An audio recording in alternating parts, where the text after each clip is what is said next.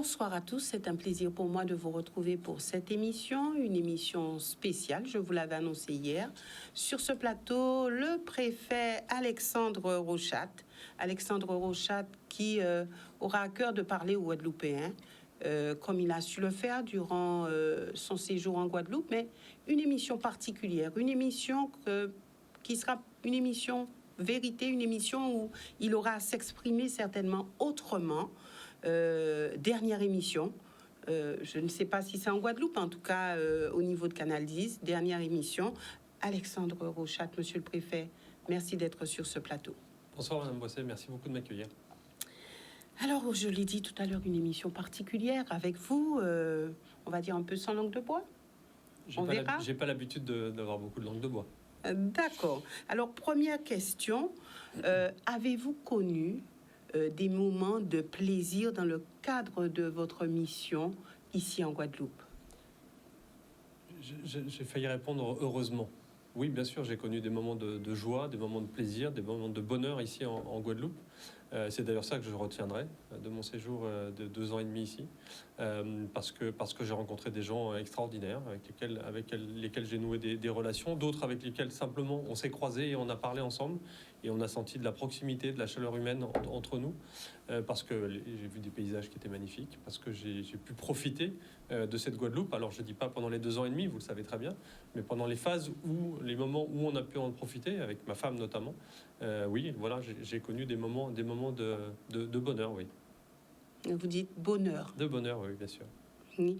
Alors, on dit qu'être préfet en Guadeloupe, c'est particulièrement éprouvant. Est-ce vrai? Après, ça dépend des périodes, ça dépend des préfets. Je ne vais pas vous dire que c'est pas fatigant, parce que j'ai eu des périodes où j'étais assez fatigué, parce que il y a des moments de tension qui sont importantes. Vous avez la responsabilité d'un préfet, d'ailleurs, dans n'importe quel territoire, dans n'importe quel département. Ce sont des responsabilités importantes. Et donc, de fait, dès qu'on a des responsabilités, on est amené à devoir faire des choix, à devoir réfléchir sur ce qu'il faut faire en gestion de crise, notamment. Et donc, oui, ça peut être éprouvant. Je ne sais pas si c'est plus éprouvant en Guadeloupe ou moins éprouvant en Guadeloupe. On a eu une accumulation d'un certain nombre de sujets qui ont fait que les épisodes un peu fatigants et un peu éprouvants étaient là, mais comme je le dis juste avant, en fait, moi, c'est pas ça que je veux retenir. Je veux retenir justement les moments où on a, je vais dire, quand on a quitté la période de Covid importante, quand on a passé cette période de crise sociale et de crispation qu'on avait connue en Guadeloupe, et que on a senti que la vie revenait.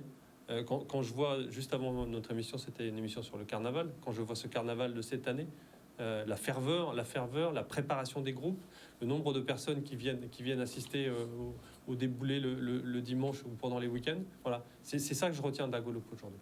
Alors, est-ce qu'il vous est arrivé par moment de vous sentir extrêmement seul?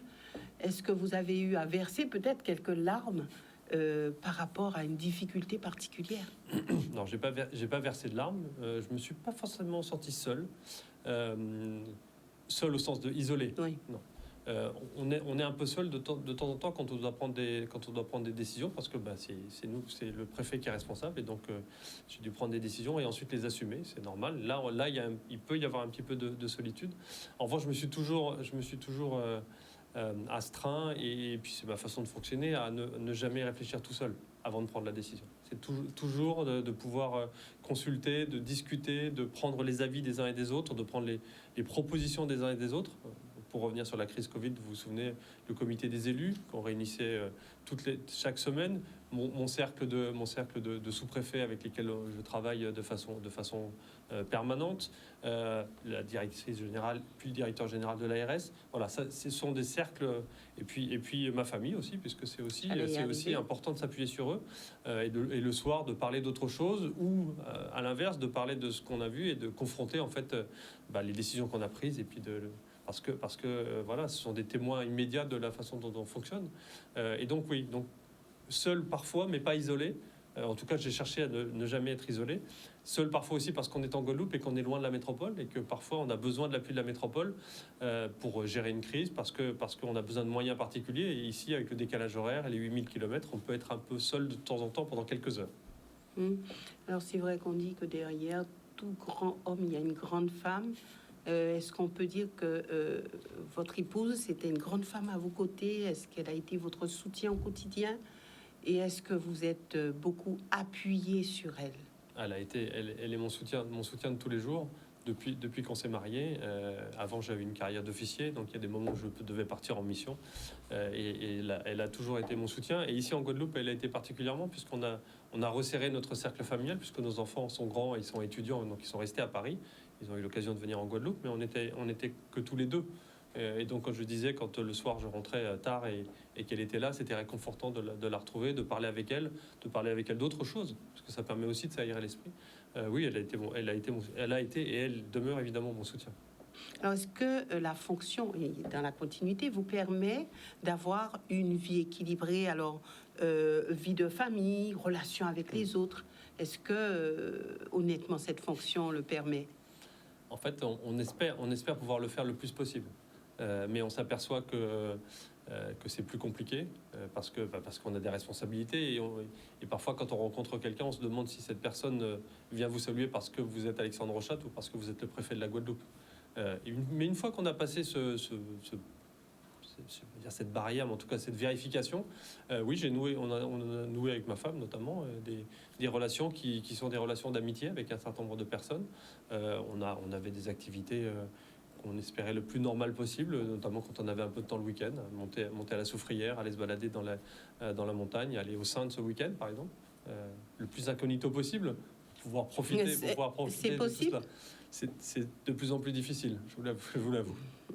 Alors, c'est vrai que en Guadeloupe, vous avez eu à connaître, à gérer différentes crises, crise sanitaire, crise sociale. Il y a eu tous ces barrages de novembre 2021.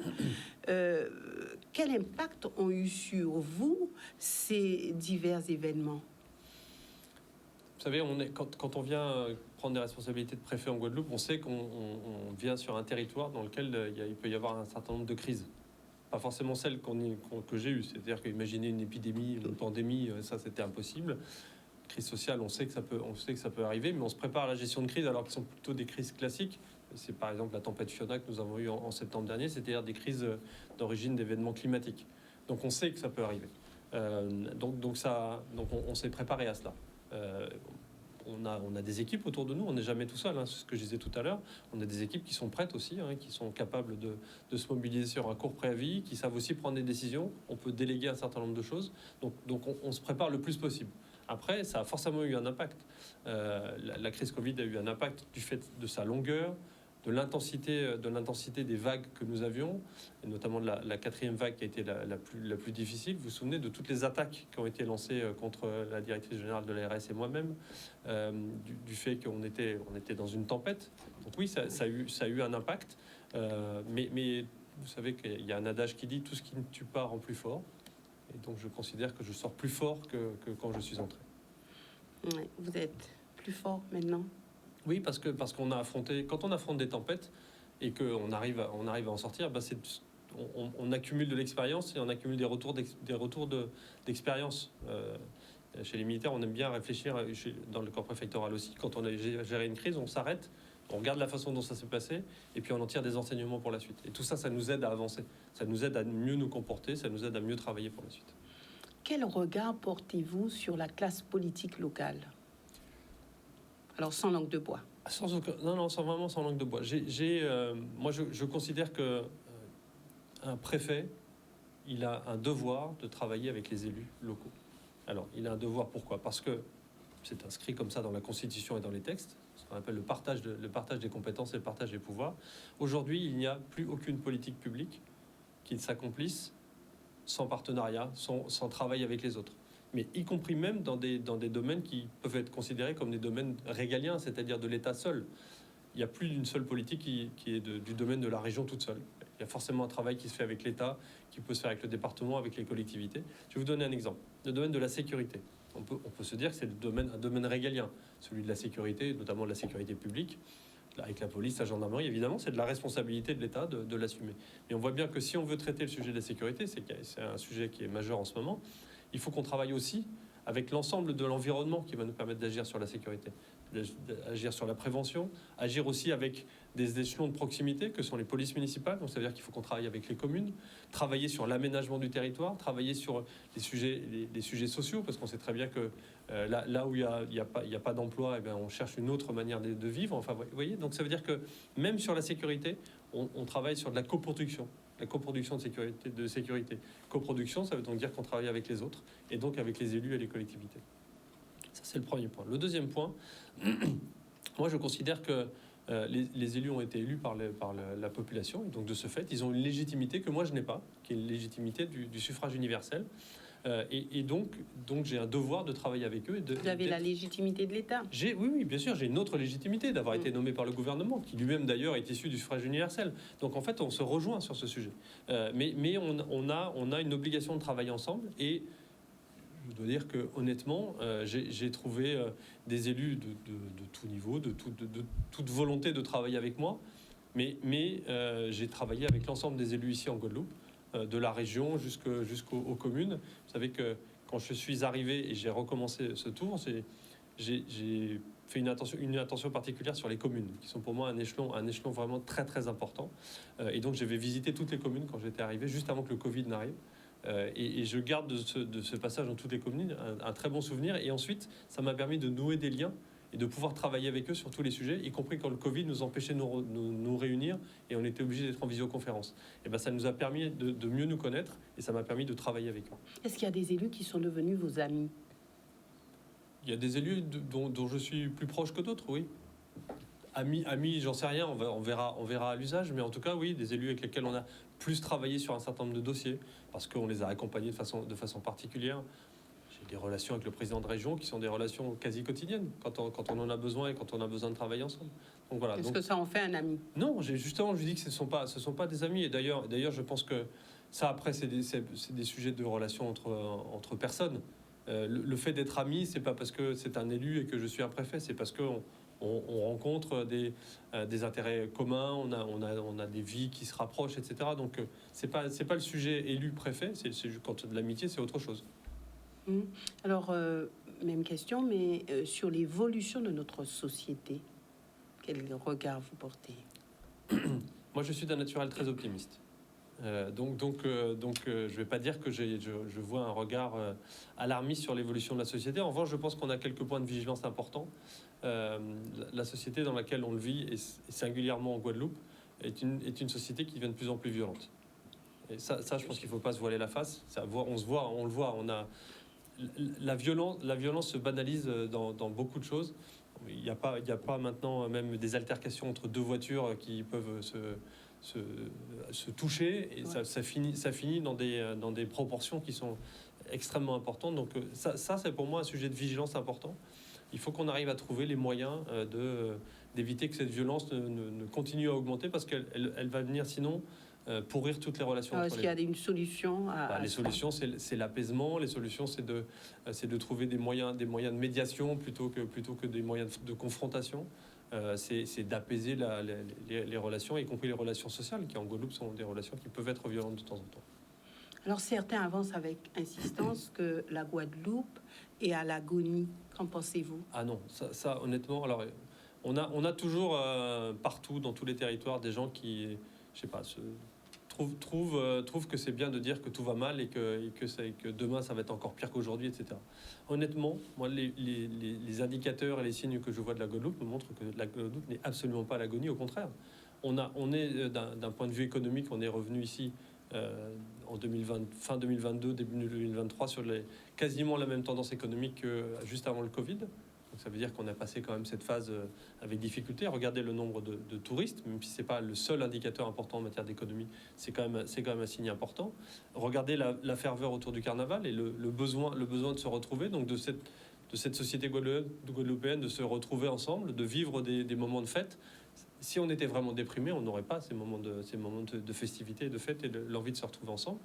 Il y a et c'est la suite de l'appel de Fort-de-France et puis la demande du président de la République de réfléchir sur l'avenir de la Guadeloupe. pas seulement institutionnel, mais vraiment de réfléchir sur comment est-ce qu'on peut mieux adapter les choses, comment est-ce qu'on peut définir quelle sera notre politique et quelle sera la Guadeloupe dans les 15 ans qui viennent. Voilà, il y a des signes comme ça qui montrent qu'on n'est pas du tout, que la Guadeloupe est loin d'être à l'agonie, et au contraire, elle est plutôt sur une phase où on sent que les gens ont envie qu'elle progresse. Mais justement, s'il y a toute cette violence, est-ce que c'est pas un signe où les choses ne vont pas bien?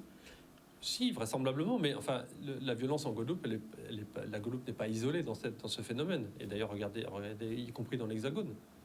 La violence est partout, elle est partout dans le monde. Donc en fait, on est dans c'est un schéma dans lequel on est la Guadeloupe et comme le reste. Alors avec ici des éléments particuliers, mais voilà. Donc c'est une ambiance générale, l'augmentation de la violence dans les relations humaines.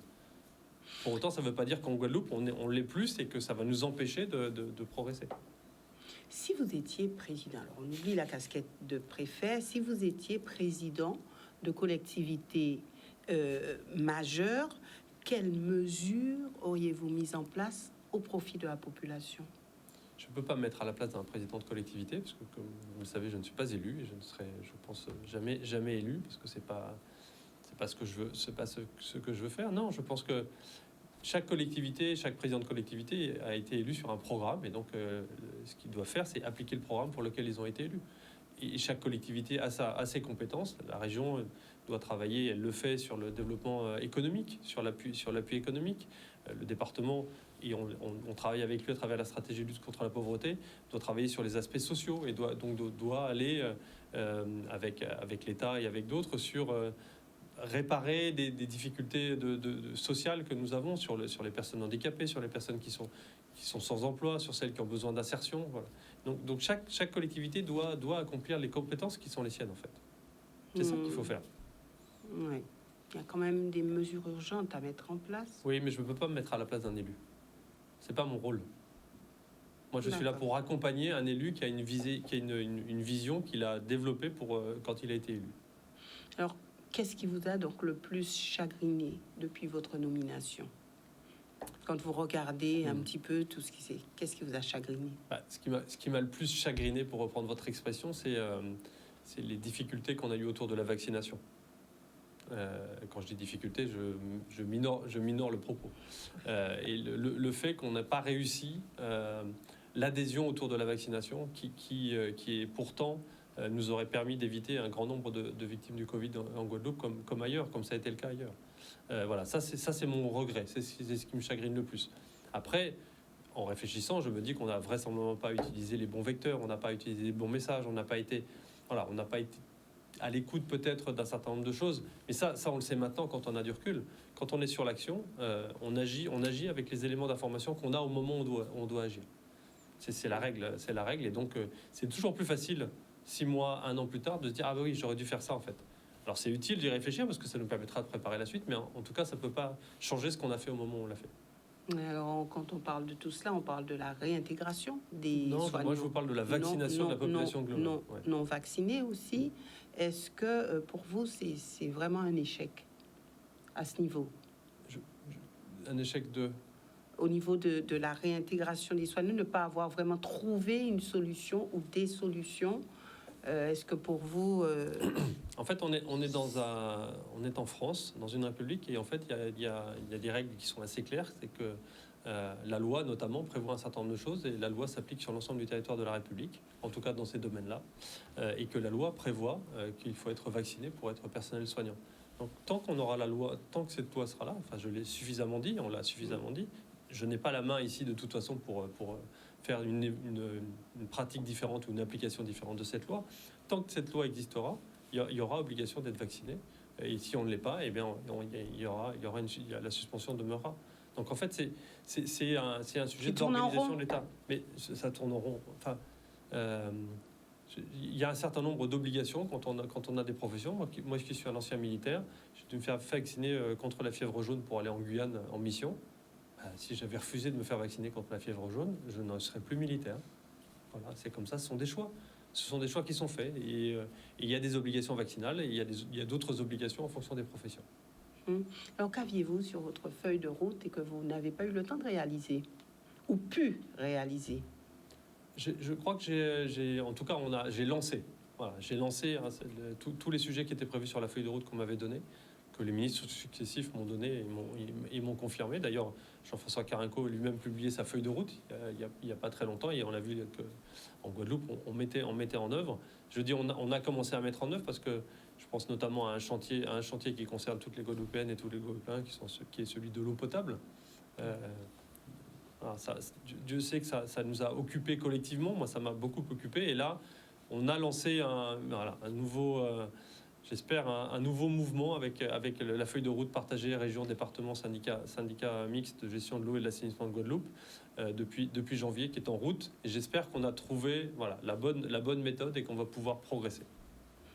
Alors, on a un grand chantier qui a été lancé, l'avenir institutionnel de la Guadeloupe, l'évolution institutionnelle. Selon vous, est-ce la priorité aujourd'hui pour la Guadeloupe, pour les Guadeloupéens? Alors, en fait, sachant tout ce qui se passe ici, toutes les problématiques. Il y a deux chantiers en fait qui ont été lancés, et parfois on fait une confusion dans les deux. Comme je le disais tout à l'heure, c'est le président de la République le 7 septembre dernier qui avait réuni l'ensemble des élus des collectivités, donc région, département pour la Guadeloupe, l'association des maires et les parlementaires de tous les départements et régions d'outre-mer, qui a donné mandat en fait aux élus de réfléchir à l'avenir et à l'adaptation d'un certain nombre de choses, de différenciation, d'adaptation des normes ou des processus ou des manières d'appliquer les politiques publiques dans les territoires. Et puis il a dit, et si vous voulez qu'on travaille aussi sur l'avenir institutionnel, on peut le faire aussi. Et vous voyez, ce sont deux exercices différents. Aujourd'hui, il y a un travail de réflexion sur l'avenir institutionnel qui appartient aux collectivités et aux élus. C'est normal, c'est à eux de réfléchir à ce qu'ils peuvent proposer. Et puis il y a un autre travail qui est en cours, qui a été lancé d'ailleurs par la région, le département et les associations des maires il n'y a pas très longtemps sur une concertation locale. Je sais qu'il y a un travail qui est aussi en cours pour concerter de façon à travers un conseil ou une commission sous l'égide de la région l'ensemble des acteurs pour adapter les normes, adapter les politiques publiques, adapter un certain nombre de sujets. Voir si dans la manière d'appliquer une politique publique, on peut pas en Guadeloupe seulement, et pas en Martinique, et pas en Guyane, le faire d'une façon un peu différente, parce qu'ici, il faut prendre en compte des spécificités, des particularités du fait de la population, du fait de la géographie, etc. Donc c'est ce travail-là, et vous voyez que ce n'est pas un travail institutionnel, c'est un travail d'adaptation des normes qui pourrait nous amener à changer, à modifier des lois, à modifier des décrets. Mais l'idée, c'est d'adapter localement un certain nombre de normes, de politiques publiques, de façon d'exercer les compétences. Et puis après, comme je le dis, il y a un autre travail, ou une autre volonté, si tant est que cette volonté soit là, de travailler sur la partie institutionnelle. Mais ce sont deux exercices qui sont différents. Quels sont les dossiers sur lesquels vous avez été le plus mal à l'aise? Il n'y a pas de dossier sur lequel j'ai été mal à l'aise. En tout cas, comme ça, non. Il y a des dossiers sur lesquels on a réussi à avancer. Il y a des dossiers sur lesquels ça a été heurté, mais il n'y a pas de dossier sur lesquels j'ai été mal à l'aise. Donc vous avez su gérer, vous avez pris... en tout cas, oui. En tout cas, j'ai mis les moyens pour que sur des dossiers qui nécessitaient d'avancer, soit parce que je m'étais aperçu qu'il fallait le faire, soit parce qu'on travaillait en partenariat et c'était des dossiers à faire avancer, soit parce que le gouvernement nous demandait d'avancer sur un certain nombre de sujets. Il n'y a pas eu j'ai pas eu de difficulté. Alors après, ça va plus ou moins vite. La méthode est différente en fonction des interlocuteurs, en fonction des partenaires. Mais non, on a conduit tous les chantiers qui nous étaient demandés. Alors vous avez eu à les gérer avec votre sensibilité personnelle. Est-ce que vous avez eu à mettre votre touche personnelle? Est-ce que vous êtes réellement? Est-ce que vous avez pu le faire passer dans votre action? Au-delà d'être un préfet, on est évidemment quelqu'un qui a sa sensibilité, qui a sa façon de fonctionner, qui a un contact différent avec les interlocuteurs, avec les élus, on en a parlé juste avant, mais aussi avec des associations. Ici, on travaille beaucoup, vous savez, on aide beaucoup tout le tissu associatif dans le domaine social. L'État intervient beaucoup dans ce domaine-là. Donc, évidemment, c'est avec cette sensibilité-là qu'on aborde les sujets.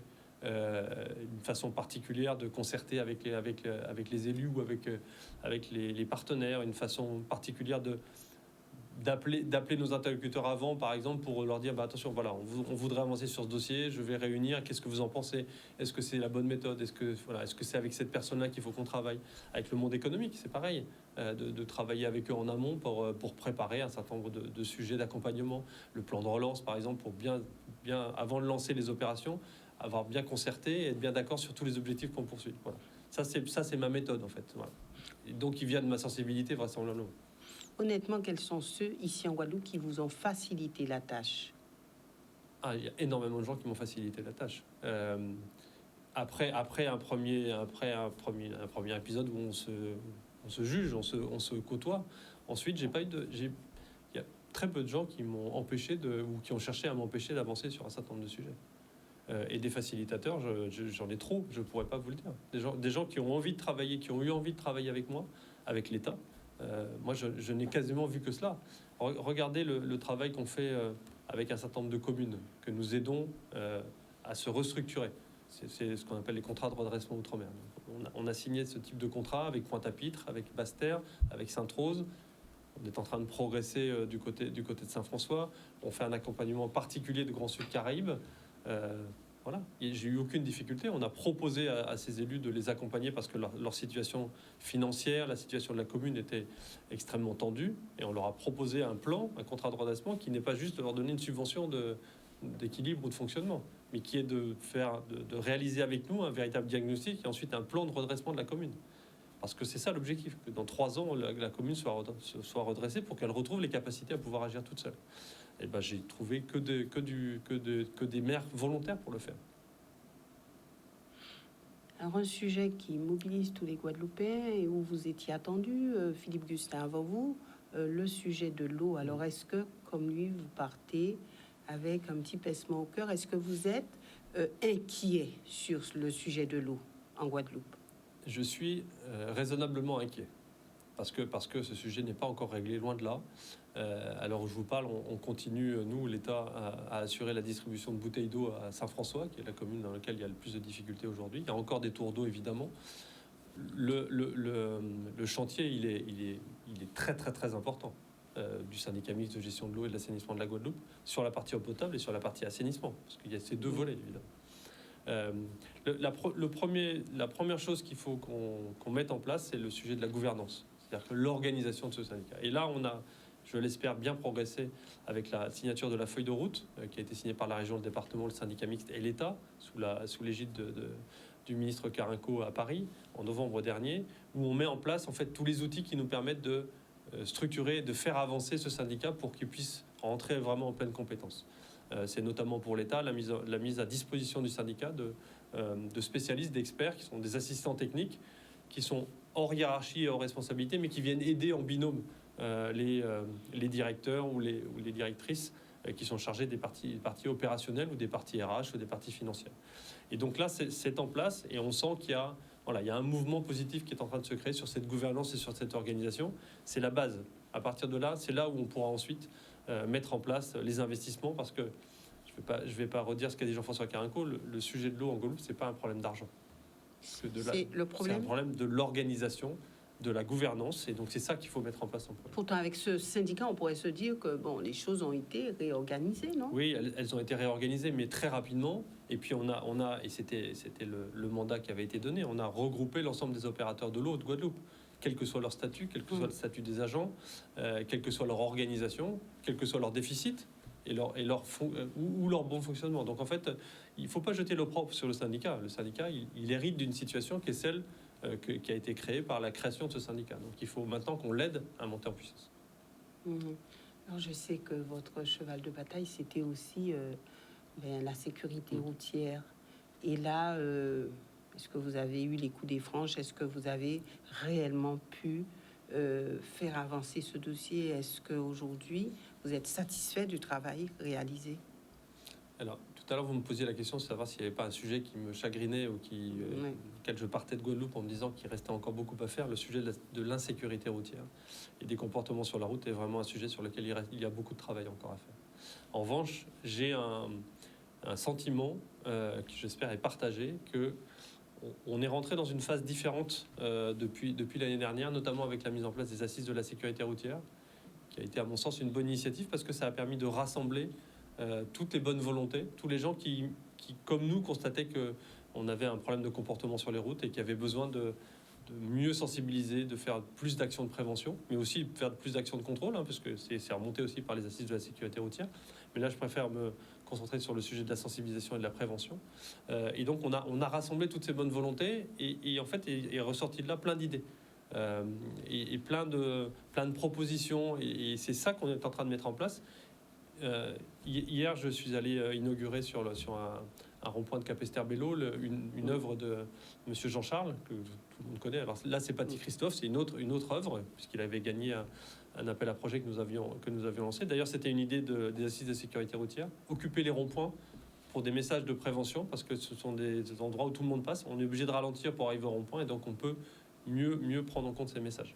Et j'étais avec Maître Copetz, que tout le monde connaît, qui travaille avec lui, et qui, lui, travaille beaucoup sur les victimes de la route, en tant qu'avocat. Il m'a évoqué un sujet qui, pour moi, est très parlant. Il a parlé de besoin de polyphonie, c'est-à-dire le besoin de parler à plusieurs voix, pour que toutes ces voix différentes qui expriment la même chose, de besoin de sorte de prévention et d'agir sur les comportements, touchent. Même si un de nos vecteurs, un de nos moyens de communication va toucher 10 personnes, 15 personnes, 30 personnes, c'est pas grave, ça fera toujours ces gens-là qui, eux, auront été sensibilisés, et on l'espère le seront pour l'avenir, et pourront sensibiliser autour d'eux. Vous voyez, c'est vraiment de rentrer dans cette phase. Et les assises de la sécurité routière nous ont permis de faire ça. Et on va continuer. Et on a plein d'opérations qui sont prévues. Il y a quelqu'un qui est venu de façon spontanée nous présenter une chanson qui a été écrite pour la sécurité routière. On va la soutenir et on va la diffuser. Vous vous souvenez du clip des élèves de l'an dernier? Voilà, ça c'était une initiative aussi qu'on a soutenue. Et on a plein d'opérations comme ça, dans les entreprises, dans les écoles, pour les personnes âgées, puisque ce sont aussi des personnes vulnérables. Hier, et c'est le fruit de la sécurité routière, j'ai annoncé aussi qu'avec le comité de cyclisme de Guadeloupe, on va créer un grand prix de la sécurité routière. Donc le 17, 18 et 19 mars prochain, il y a une course qui va être organisée, qui va être le prix de la sécurité routière. Et en hommage à M. Brassler, vous vous souvenez, cet agent de route de Guadeloupe qui est décédé alors qu'il était en train d'opérer une mise en sécurité sur la voie, on a décidé de l'appeler le prix Brassler. Et donc il y aura un prologue à Pointe-à-Pitre, et puis ensuite 2 journées de course. Elles partiront symboliquement de route de Guadeloupe à Jarry, et elles arriveront à route de Guadeloupe à Jarry. Le premier jour, ce sera le tour de toutes les communes de la Grande Terre, le deuxième jour de toutes les communes de la Basse Terre, avec des messages de sensibilisation, de prévention, un village de prévention. Et voilà, vous voyez une initiative en fait qu'on a partagée avec les cyclistes et avec Monsieur Théobald. Et je pourrais vous en citer beaucoup comme ça. Et donc c'est vraiment l'idée, c'est vraiment de rentrer dans cette polyphonie, dans cette prise de conscience majeure que la route est dangereuse, que c'est un espace public que nous partageons, et que donc un comportement dangereux qu'on a nous est un danger pour les autres. Je rappelle que plus de la moitié des victimes d'accidents de la route ne sont pas les gens qui étaient responsables de l'accident. Ce sont donc des victimes. Soit ils étaient passagers, soit ils étaient dans la voiture qui était en face. Vous êtes sur le départ. Est-ce pour vous un soulagement ou est-ce le déroulement normal de votre carrière? Est-ce que je donne l'impression d'être soulagé? Non, honnêtement, je ne suis pas du tout soulagé. Je suis même plutôt triste de partir. Parce qu'on vient de le voir, il y a beaucoup de choses encore à faire. Et puis, les contacts que j'ai noués, la chaleur dans les relations ici en Guadeloupe vont me manquer. Ils vont nous manquer avec mon épouse, évidemment. Donc, non, je ne suis pas du tout soulagé de partir. Mais quand on est préfet, on est un homme de mission. C'est-à-dire qu'on nous confie une mission. Avant de venir ici en Guadeloupe, j'étais préfet de la Meuse, un département du Grand Est. Et je suis resté dans ce département 18 mois. Parce qu'on m'a demandé de venir ici en mission en Guadeloupe. Parce qu'il fallait... À ce moment-là, vous avez aussi regretté de partir? Mais bien sûr, j'ai regretté aussi de partir. Mais on regrette toujours les endroits dans lesquels on a vécu des choses fortes. Et ici, j'ai vécu des choses particulièrement fortes. Et donc, oui, je regrette de partir. Je suis triste de partir. En même temps, j'ai une nouvelle mission qui m'attend dans un département dans lequel les habitants attendent aussi un préfet. Donc, donc j'y vais. C'est le département de la Loire, dans le chef-lieu est Saint-Étienne, donc près de Lyon, dans la région Rhône-Alpes, Auvergne-Rhône-Alpes. Et donc voilà. Donc je suis triste de partir d'ici. Parce que je vais quitter un territoire que j'ai beaucoup aimé, que je vais continuer à aimer, des habitants que j'ai beaucoup aimés, dont j'ai aimé m'occuper, pour un autre territoire dans lequel j'espère j'aurai les mêmes relations. Et donc je suis triste ici et déjà enthousiaste de cette nouvelle mission. C'est le paradoxe de quand on nous nomme quelque part. Est-ce que vous avez l'impression que les Guadeloupéens vous regretteront? Est-ce que vous avez le sentiment d'avoir été dans le cœur des Guadeloupéens? Ça serait présomptueux de répondre positivement à votre question. Je n'en sais rien. J'espère en tout cas leur avoir apporté ce qu'ils attendaient du représentant de l'État ici en Guadeloupe, oui, très sincèrement. Et l'État a été satisfait de votre passage en Guadeloupe? Vous demanderez au ministre Carinco quand il viendra la prochaine fois. Mais vous avez une petite idée? Oui, mais après, j'ai l'impression effectivement on considère qu'en tout cas j'ai accompli ma mission. J'ai pas mal accompli ma mission. Voilà. Quand partez-vous? Je vais partir la semaine prochaine, dans une semaine. Alors, est-ce que vous avez un dernier message à l'endroit des Guadeloupéens? Mon dernier message à l'endroit des Guadeloupéens, si je puis me permettre, parce que c'est quand même un peu présomptueux, c'est de dire que justement, la Guadeloupe, c'est un territoire qui a énormément de positivité. Il y a énormément de choses à faire.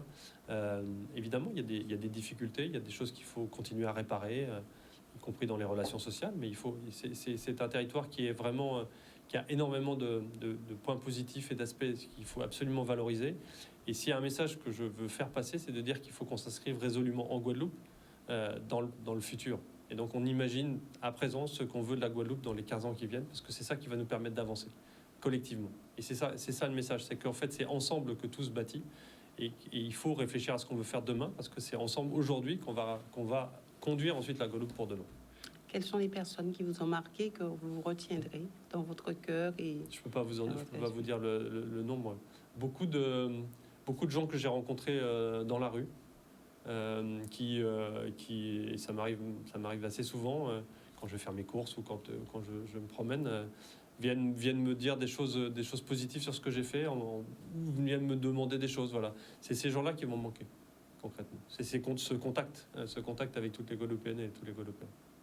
Et vous avez le sentiment de ne pas avoir été trop malmené ici par les Guadeloupéens? Non, j'ai pas l'impression.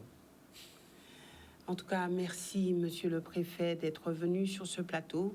Et puis, on ne peut que vous souhaiter de bien accomplir votre mission là où vous serez d'ici quelques temps.